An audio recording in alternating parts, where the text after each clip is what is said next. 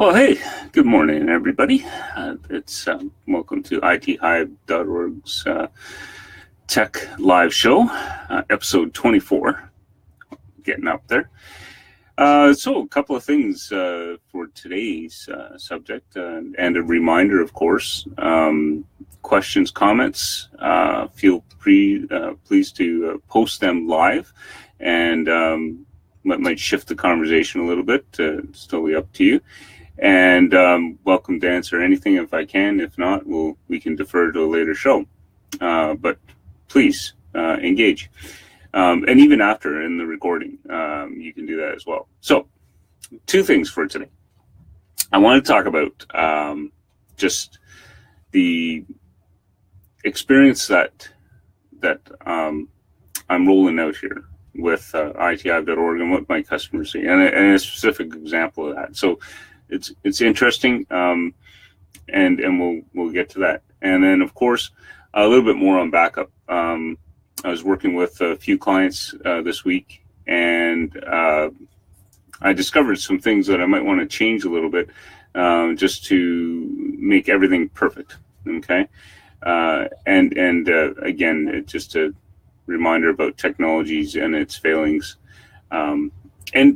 You know, one last thing, and I didn't put this on, but I think we should talk about it, is the creators update for Windows 10 and the problems around that and where we are. So, okay, we'll start first with this week. So, you know, I've always been working ITHive.org. You know, the thing is, let me fix my collar here. The thing is that I wanted to create a business that was flexible, not only flexible for me, but flexible for my customers, so that they could get the service and the things they needed with very little hassle and good support. So this week, I was asked by a family friend and to participate as a parent volunteer in a ski trip. So I said, sure, well, I can do that. And it was kind of hit and miss whether I was actually going or not, because I had to get, a police check and all that stuff, and it takes time. So it was very last minute. And unfortunately, I didn't block that day off. So I had a client that who lives out in British Columbia here in Canada, and she was having problems with her backup. And, I said, which I had detected, and I told her, and I said, well, book an appointment, we'll get this done. Well, she booked it on Wednesday, right? And so when I finally decided that I was going, I wasn't sure what the internet would be like at the ski lodge, middle of nowhere, Mount Pakenham. Well, do they even have internet? I wasn't sure, and I wasn't sure of the quality and what I'd be able to do or not do.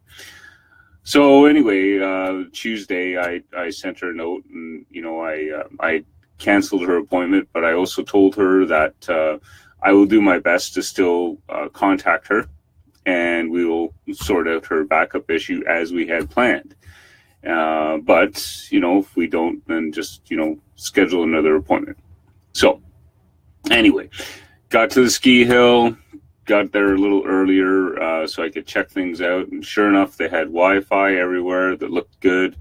A Meraki network, for all things. That was the last thing I thought I would find. And I thought, oh, hey, these guys are good. So good on Mount Pakenham. You invested in a pretty good Wi-Fi system. So I was happy to see that. The internet connection maybe was kind of a little bit, not 100% really good, but it would seem that I could do things. So once I had done my duties and the kids were off skiing down the hills, and if you look on my Facebook page, you can actually see a picture, because that was literally my window for the day while I was working. I was, it was beautiful. It was snowing, white, big, fluffy snowflakes, and I was looking out on the ski hill, and everybody's skiing around, and I'm working away. on a wooden bench, which is kind of uncomfortable after a while. But anyway, I endured. And so all the kids are out there and done. And, I thought, well, okay, I brought all the things I needed to work like I often do, and set up there and in front of that window. And then I looked at my watch. I said, okay, well, let's, it's a little bit later than my client had originally planned us to do the work. So I figured, well, she should be home. So gave her a call and said, hey, are you available to look at this issue like we had originally planned? And, sure enough, yeah, we're logged in, took care of it. Wasn't a big issue, but we resolved the problems. And this is very important because with backup or with anything else, right, things can stop working and you might not notice, right? Well, very purposely, every service that I give my clients, if it's not working, I know. And then I'll reach out to you and we'll resolve these things. So we got her fixed up. Everything was good, back on track, verified that, things were working on, that I could see positive results on my end again, and that the machine was reporting in and it was backing up and doing what it was supposed to. Everything good. So here's the logistics. Supported this client from not my office, but a ski hill, Mount Pakenham. And my client lives in the wilderness in British Columbia. Point to point. No problem, no issue, done, solved, and sorted out. And that's what I'm talking about, the convenience, right? Because, I set up my clients that I can support them remotely, even if they're local to me. Being able to support them remotely is so much more convenient. And we're not using cheap, unsecured, freeware, garbage software. No, I'm using real, paid for, corporate quality communications to do this. So very secure and very safe and all that stuff. Because, how could I call myself a tech if I was doing something else, right? So anyway, that's all there. So that was good. That went and that was fun. And, it's a large part of what I'm doing here in ITHive.org, just getting service from a good tech at the time you need it and in a convenient manner, right? That's what we're after. Just, tech is frustrating and people, that when they're faced with an issue, they want a solution, right? So we set them up with the environment to give them that. So the other thing that I want to talk to, and it's a continuation on backup. It's slightly different. So another case, I noticed there was something odd with one of my clients' backups, and it was telling me that a folder that we had designated to do backups for their accounting backup files was actually had nothing in it. And so I looked, and sure enough, in their backups, all the files that should have been there and were there had been deleted. So I looked on the machine, and there were files in there, not as many as there should be, and so there's a problem there that is yet to be resolved. But I got thinking, because, and this is something to be very aware of for anybody using a backup service, right? Or even if you're under the illusion that OneDrive or any of the other services like Google Drive or even the sharing service, I'm trying to think of, I can't think of their name. Anyway, Dropbox, right? Sorry, brain cramp a little bit. If you delete something, right, it's likely going to go away, all right? And you should really understand that and test that and get that, because if you're under the false illusion that your data is being protected, and then when you need it, it's not there, that's a problem, right? And the same with, Office 365 with like email. if you delete an email, right, and you delete it from your delete box, it's gone. It synchronizes, right? So back up in that area too, right? Even though it's in the cloud, deleted, it might be gone. So really understand that, right, and explore that. Test it.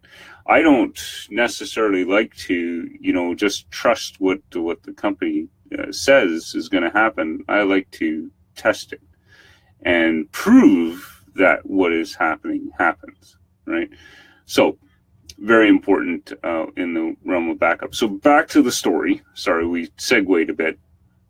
The backup service that I'm offering now, at least my entry level 2 systems, this doesn't count Datto because Datto, things are stored forever. All right. But my Autotask Workplace and Endpoint backups, they have a contingency when you delete a file. After 6 months, after 6 months after you've deleted it, it'll get removed from the backup. I'm hoping one day that changes, that never happens. And I got thinking with the scenario that I was working on, if somebody deletes something, right, I'll never know, they'll never know, and 6 months later it's gone. And then what happens, right? So this caused me to do some thought, and I'm actually working to change this plan and have this discussion with clients that have sensitive data. So what I'm doing now is we simply take the folder that we want to protect, like in this case, the accounting files that are being backed up, and I schedule a job on my end to copy that folder to another location. And then I back up that copy of the folder as well. And what this will give you, right, is if somebody deletes a file, right, well, that deleted file will not get removed from the copy of that folder, right? So if you follow that through, right, and we're backing up that copy of the folder, and it goes off-site, right, it's rock solid. Nothing can get deleted, right, unless somebody deletes stuff from the backup copy. But in this case, we kept that as an internal process, and nobody knows about the file or the folder, and it's also not shared on the network, so pretty safe. Okay, so I think that's a good way, and I guess the mantra about backup is to have 3, right? And so I think that I might start measuring backups in those terms for my clients and getting them to understand, what kind of backup they're using, right? And the risk. And then that way we can have a conversation. And, everything that we do is all about education and helping people understand the risk they have. And if you understand the risk and you're okay with it, right, then that's everything, right? But if you are under some kind of illusion that you're protected and there's all kinds of risk, and which is, unfortunately, a lot of people out there connected on the internet with technology are under the illusion that they're protected. And it's kind of a scary world, and I don't think it's going to get better. I've said this many times. So, yeah, I think we're getting close to the day where having, a service like ours is going to be more than necessary. Well, it actually is today. So there it is. So if you're not a client, sign up, right? We got a free 30-day sign up that you can try us out, right? I'm not going to fix anything, but I'll tell you where your risks are. Okay, so that's the deal with that. Now, one last thing, we're at the last minute, right? And I can't talk too much about this because I don't think a lot of people know, but so Creators Update, Windows, the latest version of Windows 10, we are seeing lots of clients having failures with this updates, and it's turning into a really frustrating scenario. I have looked for answers over and over, and I've tried all the recommended things. I'm having some mixed success with some people, and some people are just, it's just not going. And I was a little disappointed to one of my articles that I was researching. Microsoft had told us that Windows 10 was going to be the last operating system, and kind of implied that, if you have Windows 10, they're going to support it, right? But I seem to encounter a scenario or a suggestion that if you don't have the latest version of Windows 10, right, you're not going to get the latest security patches. And so that's kind of troubling, right? So if for whatever reason you're left behind in the update stream, that's it for you. You won't necessarily get patched. Big security risk, and I don't think a lot of people understand that. That wasn't my understanding when we talked about Windows 10. I just naturally assumed that, if there was a version that you couldn't go to, the version that you had to stay on for whatever reason, because you have an older machine or whatever, would still be patched security-wise. But that doesn't seem to be the case. So much more research and investigation has to go on with this, but little disappointed about the creators update because, I think they could have done a better job to vet an environment before they try and install this. And left to its own means, they just keep trying to install it. And it's really frustrating. We even have a hard time on our end to shut that update off because it just wants to be installed. And yeah, I want it to be installed too, but not, failing every day, right? It's extremely frustrating. So, anyway, we're looking into it. I've got a couple of cases that I'm spending more, resources on to try and resolve this and research it. I think we're getting somewhere, but it's clear out there in the internet, the research that I'm doing, that there's a lot of people, even Microsoft, that doesn't really understand, why this is happening. So, maybe a good solid answer will come soon, right? One of my clients actually, their system legitimately got them to call Microsoft, legitimately, okay? I know this for a fact. And they talked to Microsoft, and Microsoft couldn't fix it, neither. So I think even Microsoft is concerned about, the failure rate on this update. Hopefully, this will be a wake-up call for them that they do a better job. All right? I get the complexities. I understand. I completely understand. You've got an operating system here that needs to run on all kinds of flavors of hardware, different levels and ages and vendors and all that. It's extremely complicated. So yeah, of course you're going to see something like this. But I think, if I reach back in my software development days, there are ways to mitigate these risks. There are checks that you can do. There's things that you can do pre-install to vent out whether you're going to be successful or not. So maybe we'll see that coming in the future.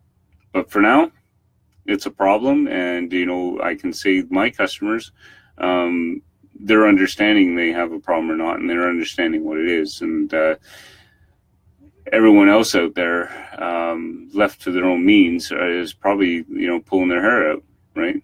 So, anyway, that's what it is. So I try to keep these things to 15 minutes. We're at like 19 minutes, so I'm rambling on too long. So I am going to cut it off now, and I think that we will convene next Saturday at 10 a.m. And for now, have a good, safe week. Enjoy computing. And like I said before, if you got a comment or suggestion or anything like that, just let me know after the fact. I upload this to YouTube too, so you can watch that. All right. Have a good week. Talk to y'all later. Bye.